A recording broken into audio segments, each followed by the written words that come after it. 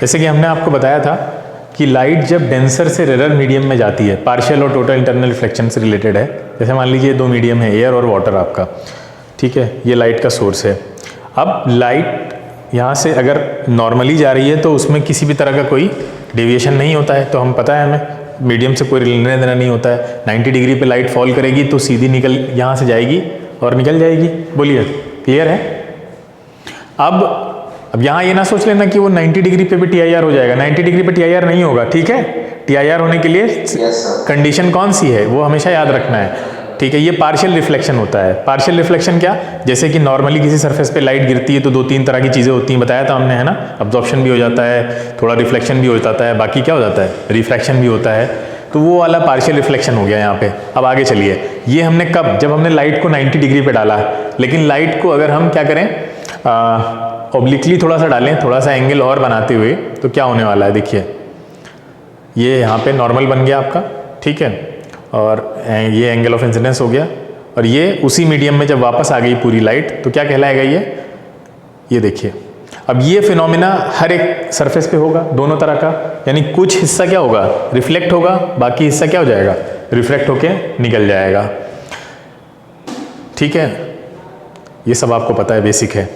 अब देखिए, अब हम क्या कर रहे हैं, एंगल ऑफ इंसिडेंस को अगर हम बढ़ाना शुरू कर देते हैं, थोड़ा सा चेंज कर रहे हैं, पहले से ज़्यादा है जो पहले देख रहे थे हम, ठीक है। आप एंगल ऑफ इंसिडेंस को लगातार बढ़ाते रहिए, ठीक है। इतना बढ़ाइए कि क्या हो जाए, ये लाइट कहाँ से पास होने लगे, सरफेस से पास होने लगे। जैसे कि ये देखिए, ऐसे समझिए, ये लाइट यहाँ से गई, ये कुछ एंगल ऑफ रिफ्रैक्शन बना रही थी, सपोज करिए ये था आपका 45 और यहाँ ये था 30, ठीक है। आपने बढ़ाना शुरू किया और ज़्यादा इंक्रीज कराया इसको, आपने इसको 45 कर दिया, ये मान लो हो गया, सॉरी ये हो गया 60। आप और बढ़ाते चले जाएंगे अगर इसको, तो ये क्या होगा, चेंज होके नीचे आएगा, है ना।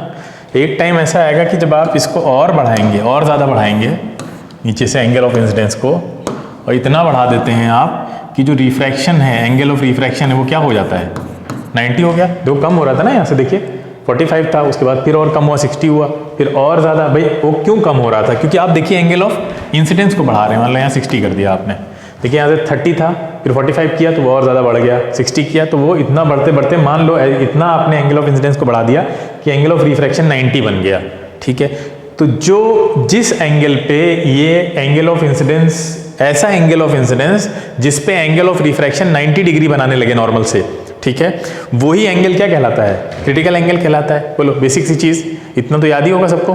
क्रिटिकल एंगल की डेफिनेशन क्या हुई, कि वो एंगल जिस पे एंगल ऑफ रिफ्रैक्शन 90 डिग्री बन जाए, वो क्रिटिकल एंगल है। अब अगर आप और ज़्यादा इससे बढ़ाएंगे, मतलब आपने क्रिटिकल एंगल को भी अगर क्रॉस कर दिया यहाँ से, तो क्या होता है, उसके बाद टोटल इंटरनल रिफ्लेक्शन स्टार्ट हो जाएगा। कैसे भाई, वो 90 डिग्री के बाद नीचे आ जाएगी, फिर उसी सरफेस में वापस से, ये देखिए कुछ इस तरह से, ठीक है। ये है आपका TIR। ये कब होगा, जब angle of incidence critical angle से भी आगे निकल जाए। क्रिटिकल एंगल क्या है, क्रिटिकल एंगल वो एंगल है जब एंगल ऑफ रिफ्रैक्शन 90 बन रहा हो। बोलो, कंफ्यूजन तो नहीं हो रहा ना इसमें, क्लियर है ये। अब यहाँ देखिए एक चीज़, कि जो अभी क्रिटिकल एंगल हमने आपको बताया, पीछे जो क्रिटिकल एंगल बन रहा था, एक बार पीछे चलते हैं, हाँ ये वाला। यहाँ पे ये जो वाटर है, वाटर का म्यू कितना होगा, 1.5, और एयर, यहाँ पे एयर है ना, ये 1 होगा, ठीक है। चलो यहाँ पे हम लोग क्या करते हैं, वो स्नेल्स लॉ लगाते हैं। स्नेल्स लॉ नीचे लगाएंगे, क्या बनेगा बताइए भाई, म्यू, चलो μ2 μ1 के टर्म में लिख लेते हैं इसको, ठीक है। ये μ2 हो गया और ये आपका हो जाएगा μ1। तो μ2 साइन आई इक्वल टू क्या हो जाएगा, μ1 साइन आर। अच्छा, साइन आई तो हमको नहीं पता है, μ2 पता है, कितना है 1.5 into sine I equal to μ1 कितना है 1 है, साइन आर कितना है साइन 90। क्लियर। अच्छा यहाँ से अगर हम साइन आई निकालें तो कितना आएगा? 1/, हाँ 1/5, या इसको हम लिख सकते हैं μ1/μ2। सही है? बताइए इतना सही समझ में आ रहा है?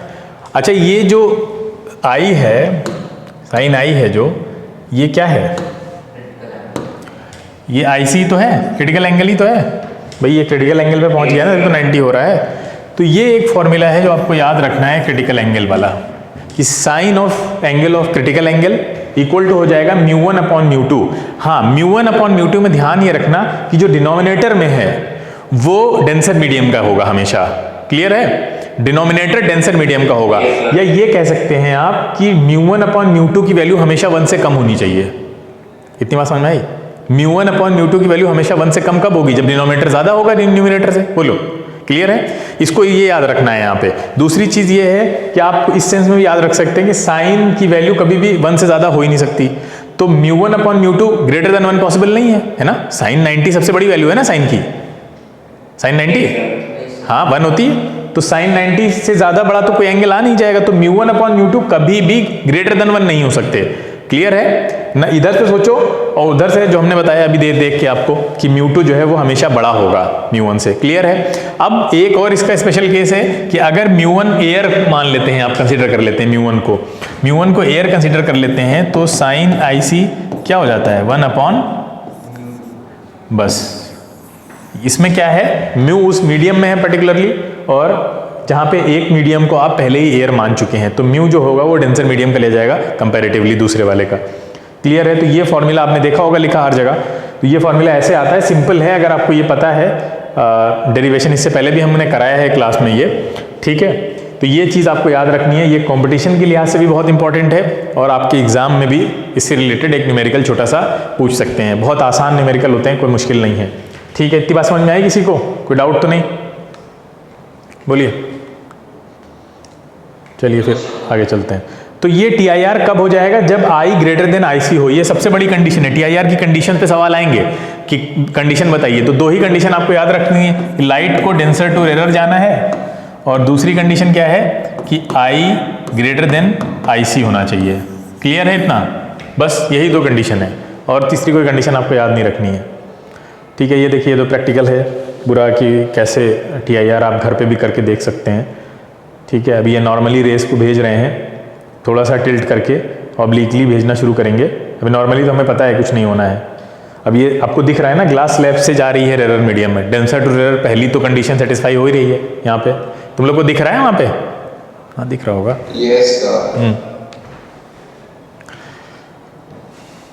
तो यहीं पे अटक गए। हाँ, ये बहुत अच्छा यूज़ है इसका, जो हमने बताया था, जो फाइबर केबल्स होते हैं जिससे इंटरनेट आपके घर में पहुंच रहा है। ठीक है? तो वो बहुत अच्छा आपका प्रैक्टिकल यूज़ है किसका? TIR का। TIR का प्रैक्टिकल डेमोन्स्ट्रेशन है ये, कि टोटल इंटरनल रिफ्लेक्शन के थ्रू ही ऐसे ही लाइट जो कि वायर होते हैं, फाइबर वायर होते हैं, उनके थ्रू भेजी जा रही है। बहुत तेज़ चलती है। ठीक है? ये तो आपने देखा होगा, ये तो ब्यूटिफिकेशन में यूज़ होते हैं इस तरह के फ्लावर पॉट। तो ये जो वायर दिख रहे हैं आपको, यही फाइबर हैं। वो जो नेट का जो वायर होता है, फाइबर नेट का, उसके अंदर ऐसे ही पतले पतले वायर होते हैं, बहुत पतले, बिल्कुल बाल से भी महीन कह सकते हैं आप। और ये देखिए लाइट ही तो है इसके अंदर आप भेज रहे हैं। यहाँ पे दिखाया भी जा रहा है दूसरी साइड पे, ये जब ये टॉर्च इसके अंदर जला रहे हैं तो ये देखिए दूसरी साइड से निकल भी रहा है। यहाँ पे देखिए, तो बहुत तेज़ एक तो स्पीड से जो है वो चलती है उसके अंदर, लाइट की स्पीड से। ये एटमॉस्फेयर में आपको पता है कि जो एटमॉस्फेरिक रिफ्रैक्शन का फिनोमेना होता है, ठीक है, उसके कुछ एग्जांपल्स हमें पता होने चाहिए। आपको पता है एटमॉस्फेयर में हम जैसे जैसे ऊपर जाएंगे जो हवा है वो भारी होती चली जाती है। भारी मतलब प्रेशर बढ़ता चला जाता है ना? भारी होती चली जा रही है। भारी, अगर हवा भारी है तो वो डेंसर कहलाएगी। बोलो, हवा अगर भारी है तो उसमें क्या आ गया? मॉइस्चर ऐड हो गया होगा। कैसे भारी हो गई है? तो ठंडी हो गई है हवा, ऊपर चलते जा रहे हैं, टेम्परेचर कम हो गया है, तो वो डेंसर हो गई है ना? टेम्परेचर कम होता जा रहा है तो म्यू बढ़ता चला जाएगा। क्लियर है? तो म्यू, यहाँ की रे का जो म्यू होगा उससे कम ये, उससे कम ये, नीचे आएंगे तो कम होता चला जाएगा। अच्छा, एक चीज़ ये भी याद रखिए कि पूछेगा हवा अगर कहीं पे हवा का टेम्परेचर अगर काफ़ी ज़्यादा है, बढ़ा दिया गया है, तो वो हवा कैसी होगी, हल्की होगी। हल्की हवा का जो नेचर होगा वो कैसा होगा, रेयर नेचर की होगी कंपैरेटिवली, याद रखना है, ठीक है। तो अब देखिए यहाँ पे क्या होगा, अगर सन से रे यहाँ पे आके गिर रही है, ठीक है, जैसे मिराज यहाँ पे हम आपको समझा रहे हैं, मिराज में क्या हो रहा है कि सन से जो रे आएगी, देखिए ये डेंसिटी ऐसे कम होती रहती है, नीचे आप जाते जाएंगे तो क्या होगा, आपको रेयर मीडियम मिलेगा कि डेंसर मिलेगा, बताओ। नीचे जाएंगे, हाँ, रेयर मीडियम मिलेगा हमें, क्लियर है। तो मान लीजिए क्या होता है कि कोई अगर जो आपको पानी वगैरह जैसा दिखता नहीं सरफेस पे, कि दूर से देखते हैं तो पानी दिख रहा है, वहाँ पे पानी यानी कुछ नहीं होता है, और नॉर्मल रोड पे भी दिखता है ये, इसके लिए रेगिस्तान में जाने की ज़रूरत नहीं है, ठीक है। नॉर्मली अगर आप कहीं हाईवे पे जा रहे हैं, दोपहर का टाइम है, धूप वूप निकली हो अच्छी खासी, तो दिखेगा। आप देखिए क्या होता है, कैसे होता है, ये रे आई सन से यहाँ पे पड़ी, अब बताइए कौन सा रेयर होगा, ये रेयर है, ये डेंसर है, ये डेंसर रेयर है, हाँ। तो चलिए ये कुछ ऐसे अवे फ्रॉम द नॉर्मल जाएगी भाई, denser to rare away from the normal ही जाएगी ना, ये देखिए, तो अवे फ्रॉम द नॉर्मल गई, यहाँ पे भी यही होने वाला है, रे जाएगी, फिर कंपैरेटिवली रेयर मीडियम में, तो फिर अवे फ्रॉम द नॉर्मल, देखिए एंगल बढ़ता जा रहा है, दिख रहा है आपको, ये देखिए यहाँ पे और ज़्यादा बढ़ गया। अब वो बढ़ रहा है, आपको पता है जब एंगल ऑफ इंसिडेंस बढ़ रहा होता है तो खतरा होता है किसका, कि वो क्रिटिकल एंगल को क्रॉस ना कर जाए, है ना।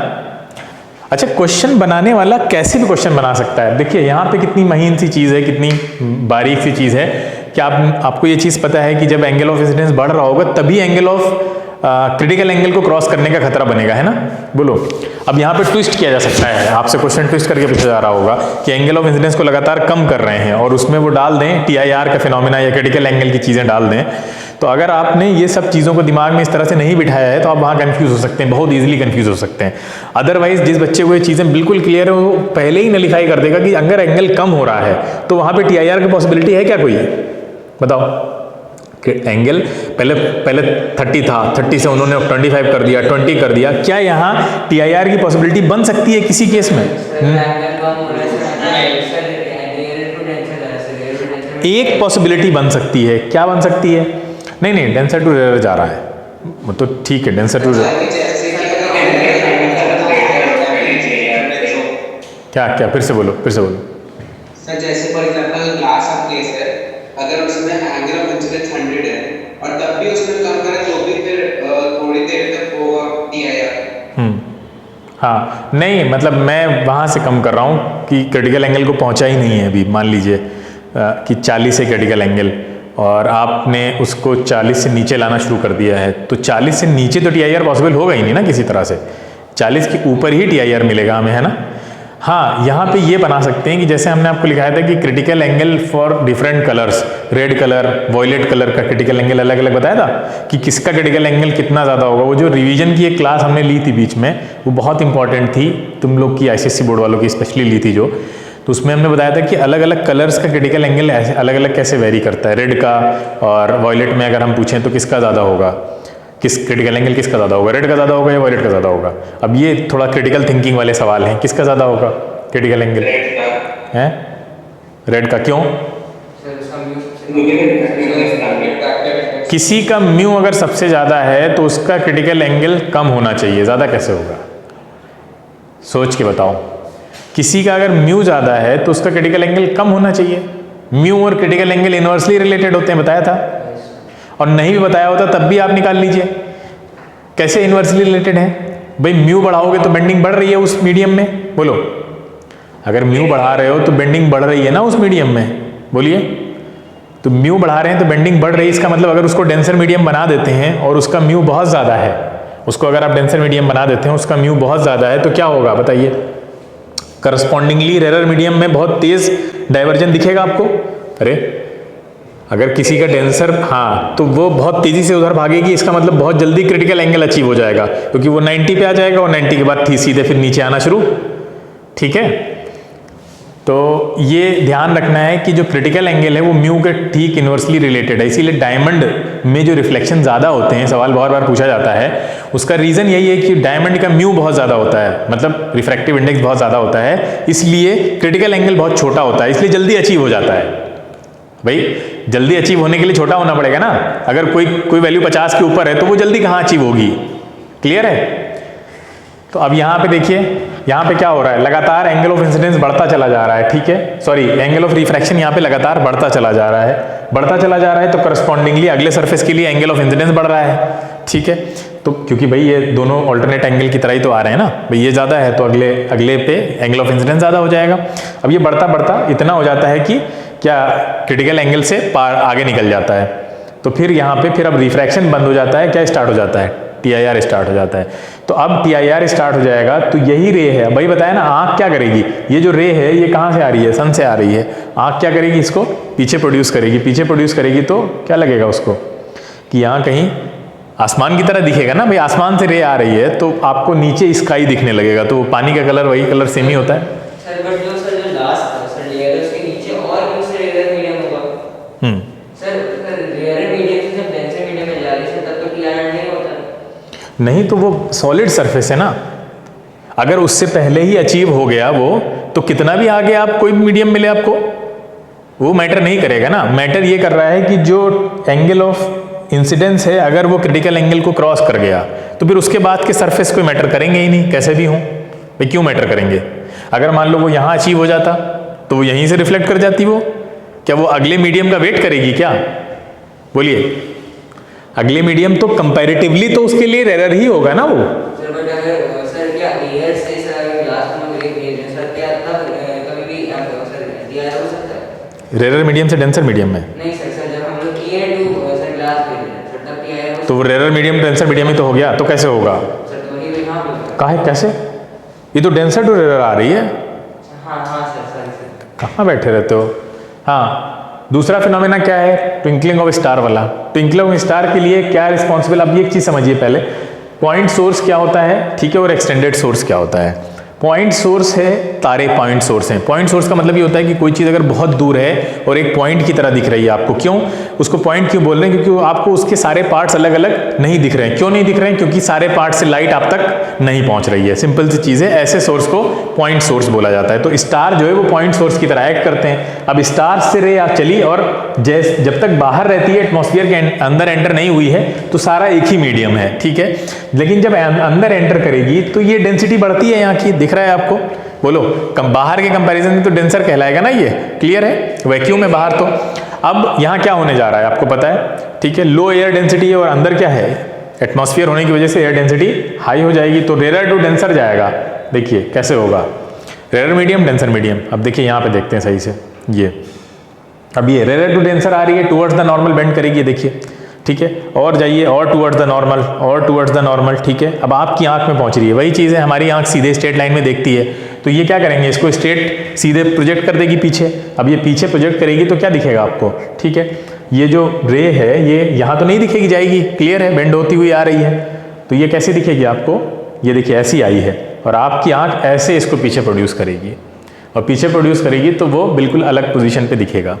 अब ये क्यों हुआ है, क्योंकि जो एटमॉस्फेयर है वो डेंसर है, पहली चीज़ तो ये। दूसरा ये कि उसकी डेंसिटी लगातार वेरी कर रही है, ठीक है, एयर की डेंसिटी यूनिफॉर्म नहीं है एटमॉस्फेयर में, कहीं पे ज़्यादा हो जाती है, मैंने बताया ना कि कहीं हवा हल्की है कहीं भारी है, तो डेंसिटी कम ज़्यादा हो रही है। जब डेंसिटी कम ज़्यादा हो रही है तो सबसे बड़ी चीज़ ये है कि इसकी जो ये जो इमेज बन रही है वो कभी भी यहीं पे नहीं रहेगी, थोड़ी थोड़ी देर के बाद चेंज होती रहेगी, ठीक है। तो कोई भी ऑब्जेक्ट अगर बहुत ज़्यादा दूर है आपसे और उसकी जो इमेज की पोजीशन है वो लगातार बदल रही है और इतना दूर है कि आप उसको करेक्टली ऑब्जर्व नहीं कर सकते कि अभी यहाँ था अभी यहाँ चला गया, ठीक है, तो आपको क्या लगेगा, वो ट्विंकल करता हुआ लगेगा, सिंपल सा है फिनोमेना ये। तो इसके लिए कौन जिम्मेदार है, इसके लिए आपका एटमॉस्फेरिक रिफ्रैक्शन जिम्मेदार है, और जो एपरेंट पोजीशन और रियल पोजीशन बनती है और वो लगातार स्विच होती रहती है, कभी यहाँ कभी यहाँ कभी यहाँ, तो आपको दूर से ऐसे लगता है कि वो क्या कर रहा है, ट्विंकल कर रहा है, ठीक है, क्लियर है, समझ में आया। तो इसका फिनोमेना का रीजन अगर आपसे पूछा जाता है तो सिंपल एक ही रीजन है, क्या, एटमॉस्फेरिक रिफ्रैक्शन। लगातार जो रिफ्रैक्टिव इंडेक्स है वो बढ़ता चला जाता है जैसे जैसे लाइट रे अंदर आ रही है, ठीक है। हाँ, दूसरा सवाल ये भी होता है कि प्लैनेट्स क्यों नहीं दिखते हैं ट्विंकल करते हुए, भाई स्टार दिखते हैं, प्लैनेट्स क्यों नहीं दिखते। दूसरी चीज़ वही सबसे पहला जवाब यही है कि प्लैनेट्स उतने दूर नहीं है जितने दूर स्टार हैं। कोई चीज़ अगर ज़्यादा दूर नहीं है तो वो फिर पॉइंट सोर्स की तरह एक्ट नहीं करेगी, एक एक्सटेंडेड सोर्स की तरह एक्ट करेगी। एक्सटेंडेड सोर्स का मतलब ये है कि उसके बाकी हिस्सों से भी लाइट आप तक पहुँच रही है, ठीक है, बाकी फिगर भी आप उसको देख पा रहे हैं। तो जब बाकी हिस्सों से भी लाइट पहुँच रही है तो फिर ऐसे ऑब्जेक्ट की पोजीशन में चेंज को ऑब्जर्व किया जा सकता है कि अगर वो जैसे सामने अभी आप लोग बैठे हैं, राघवेंद्र सामने बैठे हैं, तो राघवेंद्र लगातार यहाँ से वहाँ से यहाँ अगली पोजीशन स्विच करें तो ये मुझे चमकते हुए नहीं दिखेंगे। क्यों? क्योंकि इनकी पूरी बॉडी से रेस हम तक पहुंच रही हैं, तो मैं करेक्टली ऑब्जर्व करके बता सकता हूं कि अभी यहाँ थे, यहाँ पहुंचे, अभी यहाँ पहुंचे, यहाँ पहुंचे। क्लियर है? हाँ, ये इतने दूर चले जाएं और फिर वहां डांस करें ऐसे, तो हम नहीं बता पाएंगे कि ये एक्चुअली में डांस हो रहा है या चमक रहे हैं, ये ट्विंकलिंग हो रही है। क्लियर है? तो प्लैनेट्स के केस में एक बड़ा ऑब्जेक्ट है, एक पॉइंट सोर्स नहीं बल्कि एक्सटेंडेड ऑब्जेक्ट की तरह एक्ट करता है। रेज तमाम सारी आ रही होती है, मैक्सिमम रेज पहुंचती हैं हम तक, तो मैक्सिमम रेज जब पहुंचती हैं तो फिर उसकी पोजीशन में जो चेंज है वो ऑब्जर्वेबल होता है। ठीक है, तो इसलिए वो हमें चमकता हुआ नहीं दिखता है, और वही वो करीब है इसलिए उसका रीज़न सबसे बड़ा यही है। ठीक है, ये देखिए, तो इससे जो रे पड़ेंगी सन से तो मैक्सिमम रे आप तक पहुंचती हैं, वो कैसे भी जाएं। ठीक है, तो average position and the total average brightness same ही रहती है प्लैनेट्स की, वो ट्विंकल नहीं करते हैं, तो इसका रीज़न आपको पता होना चाहिए। ठीक है, एटमॉस्फेरिक रिफ्रैक्शन का एक बहुत ही अच्छा एग्जाम्पल है आपका डिलेड सनसेट और एडवांस सनराइज। ठीक है, सूरज निकलने से पहले ही दिखने लगता है और डूबने के बाद भी दिखता रहता है, जिसको डिलेड सनसेट कहते हैं। एडवांस सनराइज का मतलब है पहले ही निकल आया, अभी निकला नहीं है, होराइजन के नीचे, ये होराइजन की लाइन है, होराइजन के नीचे है। अब कैसे दिखने लगता है हमको पहले ही? उसका रीज़न क्या है? अब रे यहाँ से चलेंगी, ठीक है, यहाँ से रे चलेंगी, आप खुद ही देखिए, आप ये देखिए, अब रे यहाँ से चल रही हैं तो वो लगातार एटमॉस्फेयर में जाने के बाद बेंड करेंगी, बेंड करते करते करते करते मान लीजिए यहाँ पहुँच गई। अब आप यहाँ खड़े हुए हैं अगर, तो यहाँ से अगर आप ऑब्जर्व करेंगे तो सोचिए कहाँ जाएगा? यहाँ दिखेगा ना सन आपको, कहीं ऊपर की तरफ। बोलिए, क्लियर है? ये तो बहुत आसान सा कॉन्सेप्ट है, इसमें कुछ भी नहीं है। हाँ, इसका एक चीज़ ये होती है कि इसमें एक चीज़ आपको याद रखनी है कि जो पॉइंट होराइजन के जितना नीचे होता है, देखिए ये पॉइंट कुछ नीचे है, ठीक है, बाकी पॉइंट्स बनाते हैं, ये देखिए ये पॉइंट्स और नीचे है, ये पॉइंट्स और नीचे हैं, और इसका जो बॉटम मोस्ट है वो सबसे नीचे है। बोलो, होराइजन के नीचे जो पॉइंट जितना नीचे होगा उसकी इमेज उतनी ऊपर बनेगी। सिंपल है ना, प्लेन मिरर वाला कॉन्सेप्ट जो हमें पता है। तो इसकी इमेज बनना शुरू होगी तो खुद ही सोचिए सबसे पहले किसकी बनेगी यहाँ पे? ये टॉप वाले की, अरे टॉप वाले की तो बनेगी।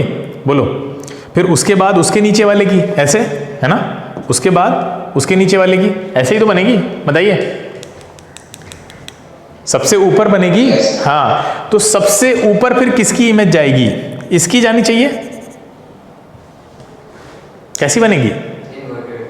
हाँ, इन्वर्टेड बनेगी, लेकिन इसकी इमेज ऊपर जाएगी, है ना भाई। जो पॉइंट जितना नीचे है उसकी इमेज उतना ऊपर बनेगी। चलो सीधी बन रही है मान लेते हैं 2 मिनट के लिए, यहाँ प्लेन मिरर तो रखा नहीं है, मान लेते हैं सीधी इमेज बन रही है। सीधी इमेज बन रही होगी तो ये जो पूरा गोला दिख रहा है ये इतना नीचे है, यानी कम नीचे है, ये भाई होराइजन से कम नीचे है ना। बोलो, तो इसकी इमेज मान लो यहाँ ऊपर बनी, यहाँ पे कहीं बन गई, उसके नीचे वाला जो ऑब्जेक्ट है वो और ज़्यादा नीचे है, यहाँ बन गई, यहाँ बन गई।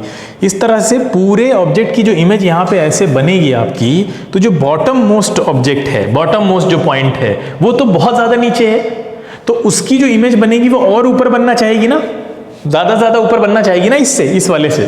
बोलिए, तो आपको नहीं लगता है कि जब ये और ज़्यादा ऊपर बनना चाहेगी तो यहाँ पे सन कुछ पिचका सा लगेगा? देखिए कुछ इस तरह से, जैसा यहाँ दिख रहा है वैसा नहीं दिखेगा, कुछ ऐसा पिचका सा दिखेगा, यानी यहाँ से नीचे से कुछ दबा हुआ। और यही एक इम्पॉर्टेंट चीज़ है कि ये तो पता रहता है कि भाई ये क्यों बन रहा है, जो एडवांस सनराइज है वो क्यों दिख रहा है, रिफ्रैक्शन की वजह से दिख रहा है। दूसरा सवाल ये होता है कि वो पिचका हुआ क्यों होता है, थोड़ा सा दबा हुआ क्यों होता है ओरिजिनल से? दबा हुआ इसीलिए होता है कि जो पॉइंट होराइजन के जितना नीचे होगा वो उसकी इमेज होराइजन पे उतना ऊपर बनने की कोशिश करेगी।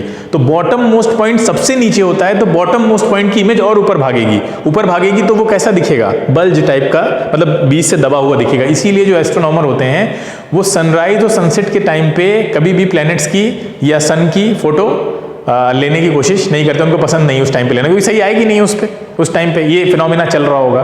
तो इसको आपको ध्यान रखना है कि क्यों ऐसा होता है। ठीक है, ऐसे ही सनसेट में होता है, सिंपल है। सनसेट में भी यही है, पहले अंदर चला गया है, अब आपको ऊपर जो दिख रहा है वो एपरेंट हो गया। ठीक है, ये देखिए यहाँ पे दोनों ही सेम केसेस हैं, बिल्कुल एग्जैक्टली सेम केसेस हैं, सनराइज वाला भी और सनसेट वाला। ठीक है, सनसेट में डूब गया उसके बाद भी दिखता रहता है, सनराइज में निकला नहीं है उससे पहले ही दिखना शुरू हो जाता है।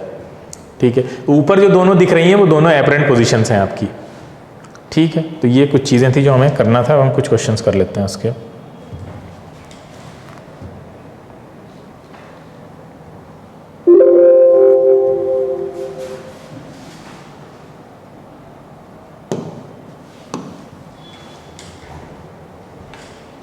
चलिए, कह रहा है when a plane mirror is rotated through a certain angle the reflected ray turns through twice as much as the size of the image. As होगा वहां पे कितना?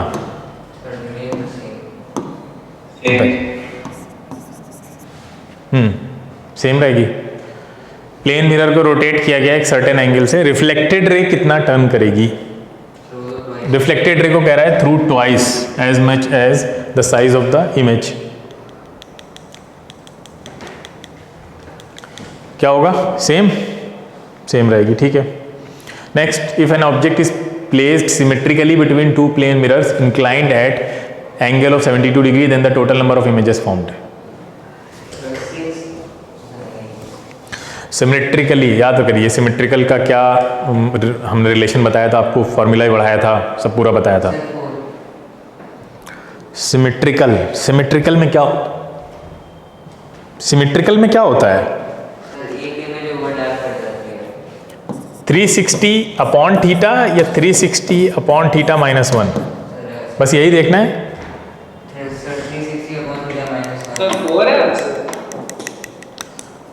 पता नहीं है अभी आंसर कितना है, इसमें से कौन सा फॉर्मूला लगेगा ये बताओ, इसी पे डिपेंड करेगा। 360 -1 होता है सिमेट्रिकल, वो n-1 अगर ऑड आएगा तो वो होता है सिमेट्रिकल, सिमेट्रिकल तो n-1 होगा। n-1 होगा आंसर। n कितना आ रहा है यहाँ से? सर 360 अपॉन 72 सर 5 तो 4 होना चाहिए सर। 5 कितना है? ऑड है। यस, तो क्या सिमेट्रिकल बोला तो n-1 होता है। इवन में तो कुछ देखना नहीं होता है, ऑड में 2 केसेस देखे थे हमने। Yes sir. हाँ, तो ऑड में क्या देखा था? सिमेट्रिकल है तो n-1 और सिमेट्रिकल नहीं है तो पक्का। सर यही याद आ रहा है सर। सही है, ठीक है। Okay sir. Which statement is true for the reflection of light? 90 degree है ये, ठीक है।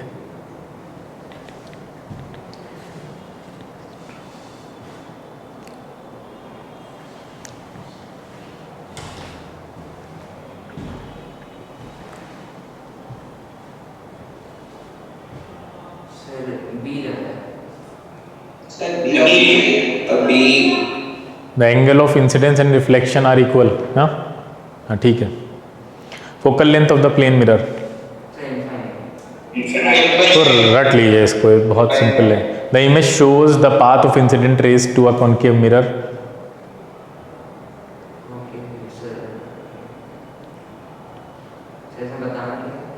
मिसिंग है वही वाला पार्ट मुझे लगा।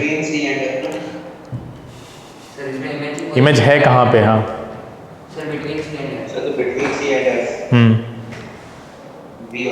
सही है।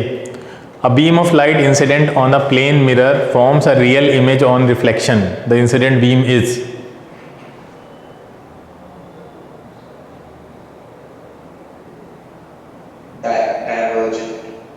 divergent. प्लेन मिरर पे इंसिडेंट बीम पर गिर रहा है, प्लेन मिरर पे, और क्या बोल रहे हैं? Forms a real image on the reflection. तो हमने क्या बताया था? रियल इमेज कब बनेगी, ये बताया भी था हमने आपको, है ना? रियल इमेज कब बनेगी? ऐसे कुछ रेस जा रही हों, बोलिए। यस। तो ऐसे जा रही होंगी तो क्या होगा? आफ्टर रिफ्लेक्शन ऐसे निकल जाएंगी। तो कहाँ बनेगी रियल इमेज? तो पीछे जा रहे हैं।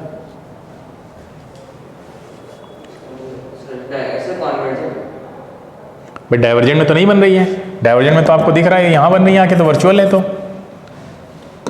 डाइवर्जेंट में तो वर्चुअल है। कन्वर्जेंट लेकर आए अगर हम लोग,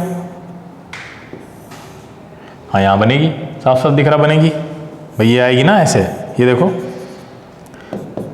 और इसी का फिर हम बोलते हैं क्या है? पीछे वर्चुअल ऑब्जेक्ट होगा कहीं, यहाँ पे कहीं बताइए कैसे बोला है डाइवर्जेंट? डाइवर्जेंट में कहाँ बनती है? डाइवर्जेंट में तो वर्चुअली बनती है, और वो जो हम लोग के फेस से भी जाती है निकल के वो सब डाइवर्जेंट ही होती है। तो यहाँ पे तो कन्वर्जेंट है ना।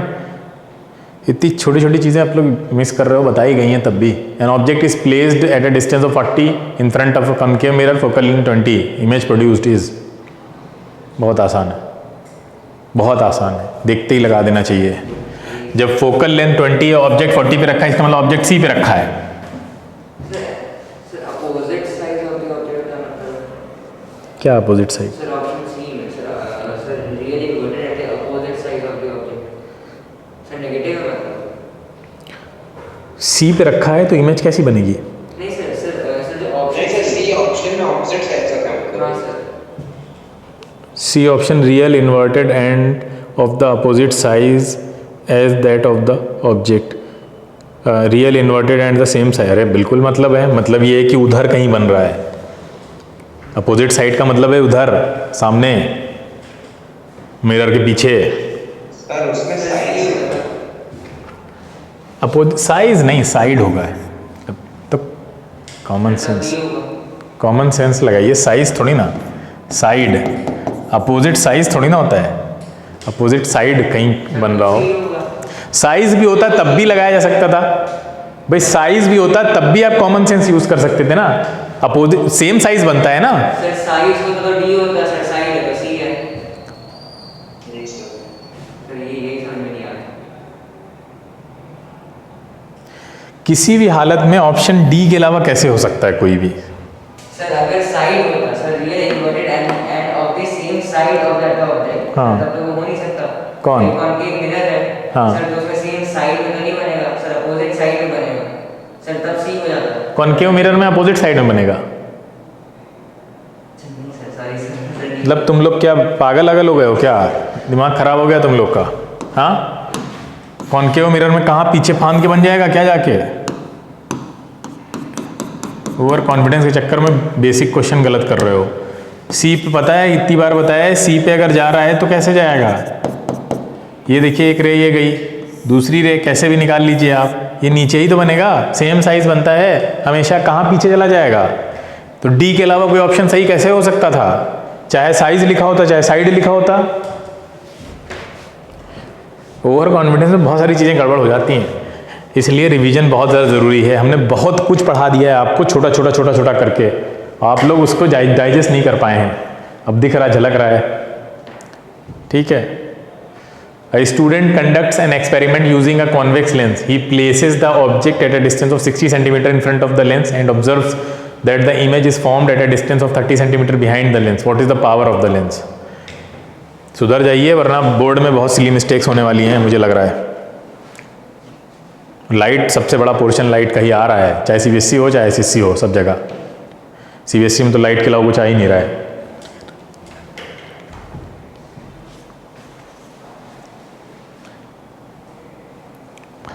और लाइट के हमने मुझे लगता है 200 से ज़्यादा क्वेश्चन करा दिए हैं अब तक। Multiple choice, case based, assertion, reasoning सब कराया है। और उसी में से लाइट के 10, 15, 20 क्वेश्चन जो भी आएंगे वो उसी में से मिलेंगे आपको, देखिएगा। को ऐसा लगेगा ये सब तो मैं कर चुका हूँ, लेकिन फिर भी गलत करके आओगे। क्यों? क्योंकि रिवीजन नहीं हो रहा है।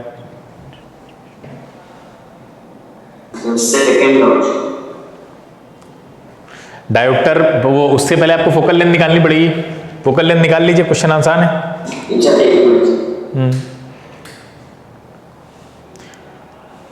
लेंस की बात कर रहे हैं, मिरर नहीं है यहाँ पे।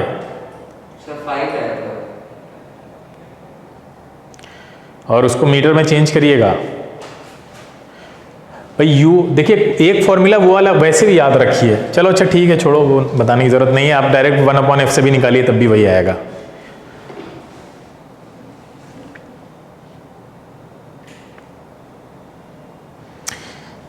ये कन्वर्जन भी याद करिए तो, जैसे 1/f is equal to 1/v minus 1/u होता है।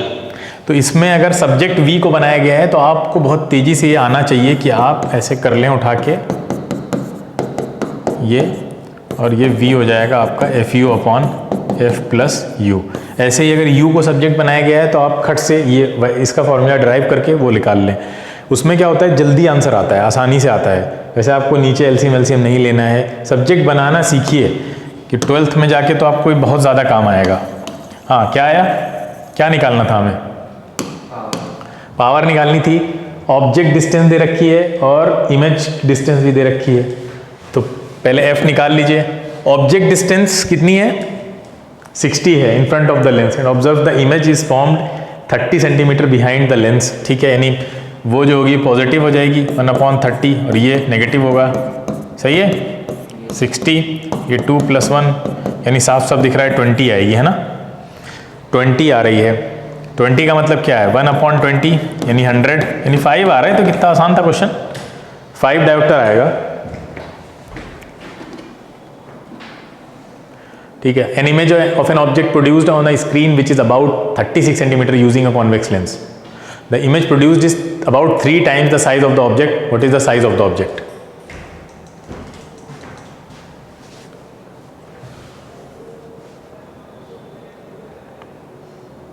अच्छा क्वेश्चन है।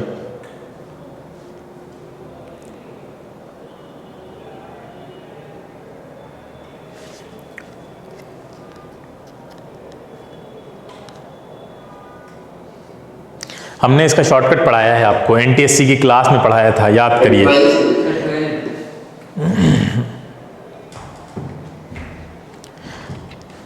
36 सेंटीमीटर की स्क्रीन है ना? स्क्रीन साइज दिया हुआ है या नहीं? इमेज दी हुई है। हाँ, तो वो 3 times पहले ही बोल रहा है, तो क्वेश्चन में कुछ बचा ही नहीं। तो क्या लिख रहे थे तुम लोग हैं? और इतना टाइम किस में लगा रहे थे? मतलब क्वेश्चन देखने के बाद आप क्या कर रहे थे? कितना आसान क्वेश्चन था, सब कुछ तो उसने वहीं करके दे दिया आपको। Image found by a convex spherical mirror, convex spherical mirror. Simple convex mirror की बात कर रहा है क्या? वो हमेशा वर्चुअली तो बनाता है, बताइए।